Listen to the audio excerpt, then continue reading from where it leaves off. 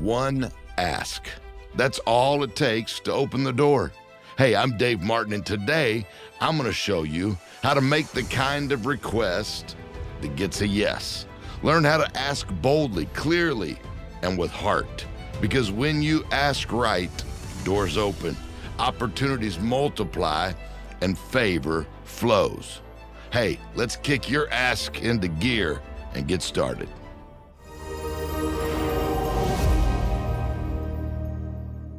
Well, today on the show, we're talking about something so simple, yet so powerful.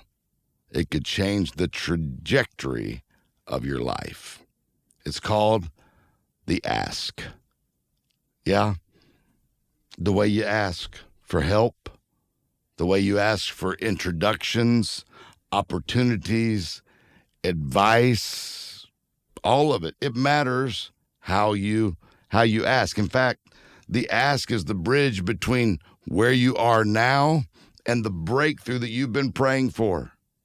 So there's a right way to ask, and there's a wrong way to ask. So today's episode, we're going to be talking about the ask that gets you a yes. How to make big requests that opens doors. So by the time we're done, your big ask is going to be ready. Yes, I just had to do it. I'm sorry.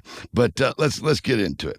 At some point, we're going to reach a moment where we're going to need something from someone. We're going to need to ask somebody for something, right? Maybe it's a meeting. Maybe it's an introduction. Maybe it's a referral. Maybe it's a seat at the table. Here's what I've learned. Your ask can either open a door or can close a door. The difference is how you ask. How you ask. Asking isn't begging. Asking isn't awkward. Say it's so awkward. I just hate to ask. I had to learn this principle of how to ask. I didn't grow up learning. I wasn't good at asking anybody for anything. But asking, when done well, is really an invitation for partnership. It's really an invitation for purpose and momentum. So what's the anatomy of a great ask? 3 things every effective ask has: clarity, strategy, and value. Clarity, strategy, and value. It's not about being pushy, but it is about being precise. One of my favorite principles comes from a mentor of mine, a guy by the name of Harvey McKay. He calls it the 22-second rule. 22-second rules. If you can't explain your ask in 22 seconds or less, then you're not ready to ask. If you can't do it in 22 seconds or less, quick formula for what he uses: what are you doing? What do you need? Why does it matter? What's in it for them? Everybody wants to know what's in it for them. What are you doing? Hey, I'm working on a leadership program to equip young entrepreneurs. What am I doing? What do I need? I noticed you mentor several startup founders that I admire. Here's what I need. Would you be open to a 20-minute call to share some insights? Why does it matter? Because you can help these other young entrepreneurs. Obviously, you like to. Maybe you could even introduce me to someone else, and we can make a big difference in the lives of these young leaders. See, specific, strategic, adds value. Maybe you could introduce me to someone in your circle who shares your vision. So here's what I want you to do. I want you to write your 22-second ask, right? Then time yourself. Can you do it in 22 seconds? Can you ask the question? Sometimes that's all you got. You got to ask, okay? Now, even the most brilliant ask will fall flat if you do it at the wrong time.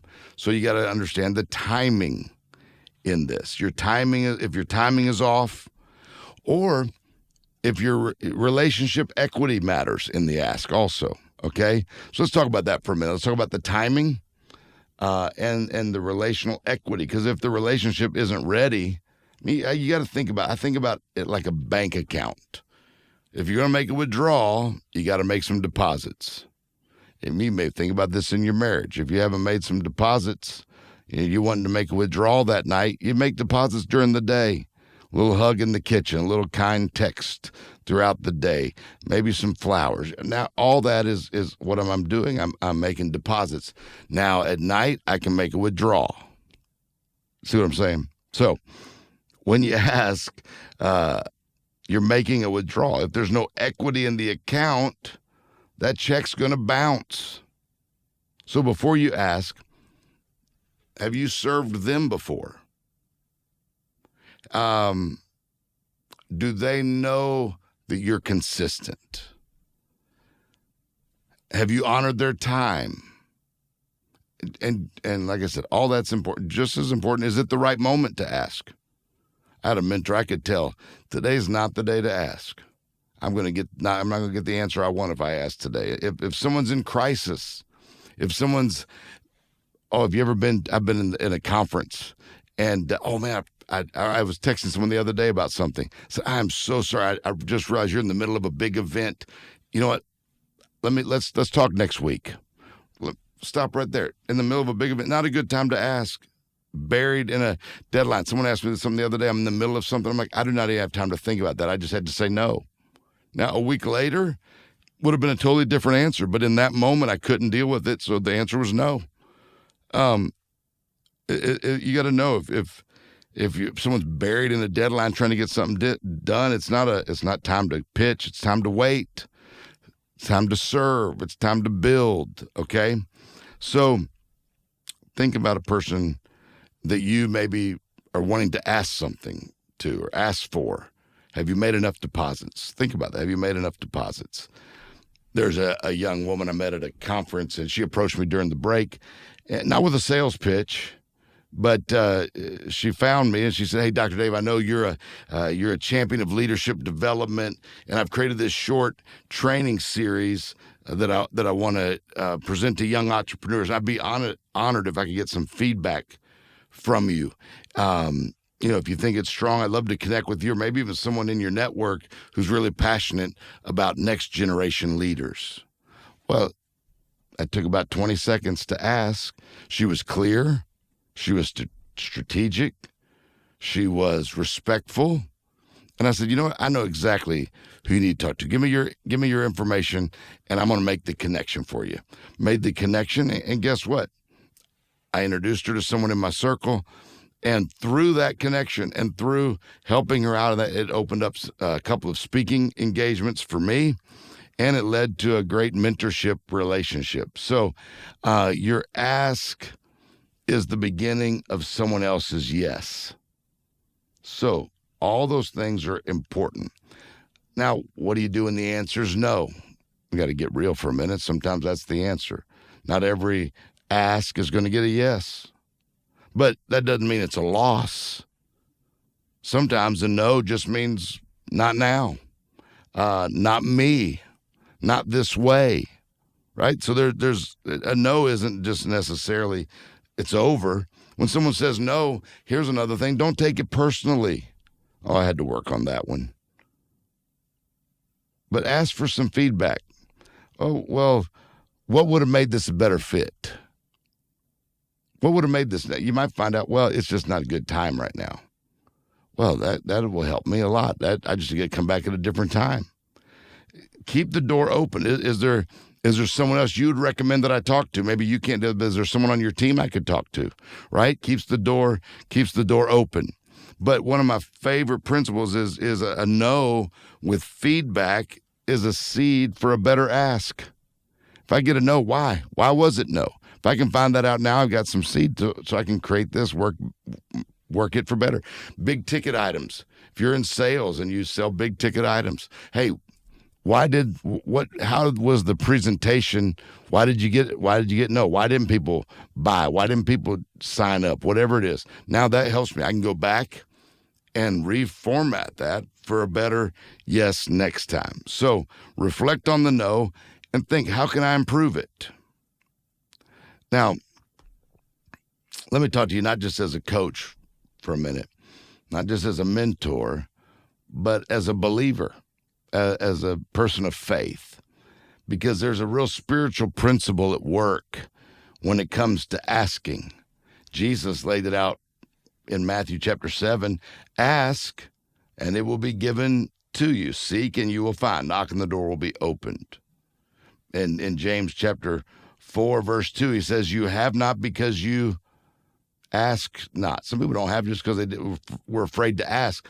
The power of asking isn't just making a request with your mouth, but it's posturing your heart and in faith and and there's got to be some preparation behind it.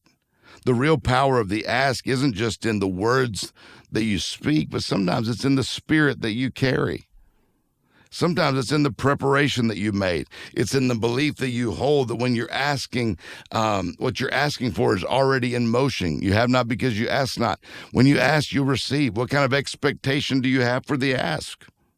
When you ask with the right spirit, a few things happen. So it's asking humbly, right? You're not demanding, you're trusting. You're not manipulating, you're surrendering. You're not forcing, you're flowing with divine timing. So there's a spiritual side to the ask, and God responds to that kind of posture. He honors boldness. He wants us to be bold, but the confidence to step forward and to ask big.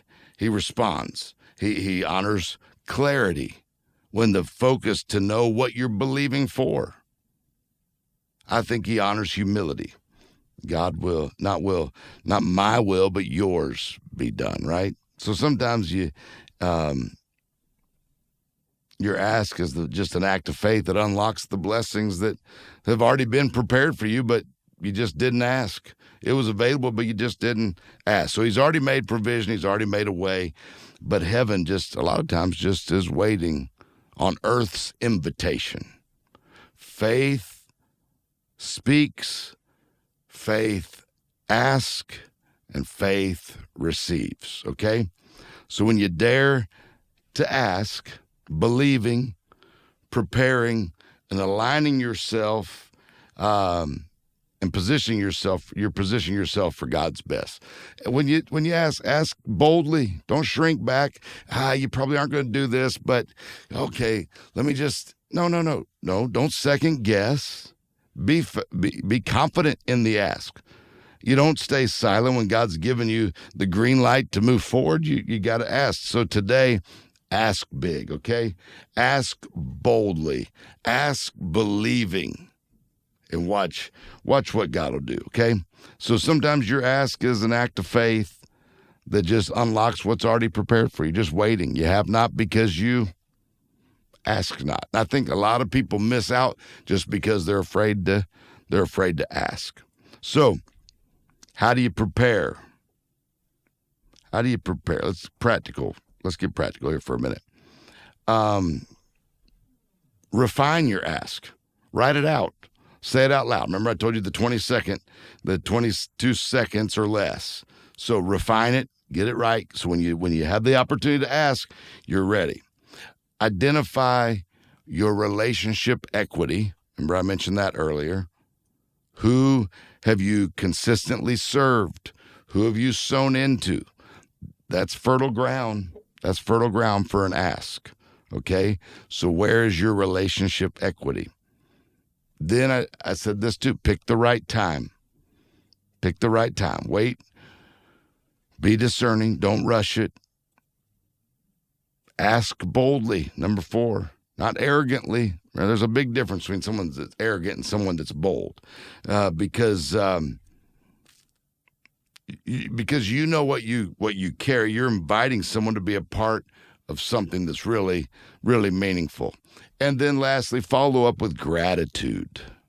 Always say thank you, even if the answer is no. Hey, thank you for considering it. Thank you. I really appreciate you taking the time to even listen to me. Always thought gratitude keeps the door open.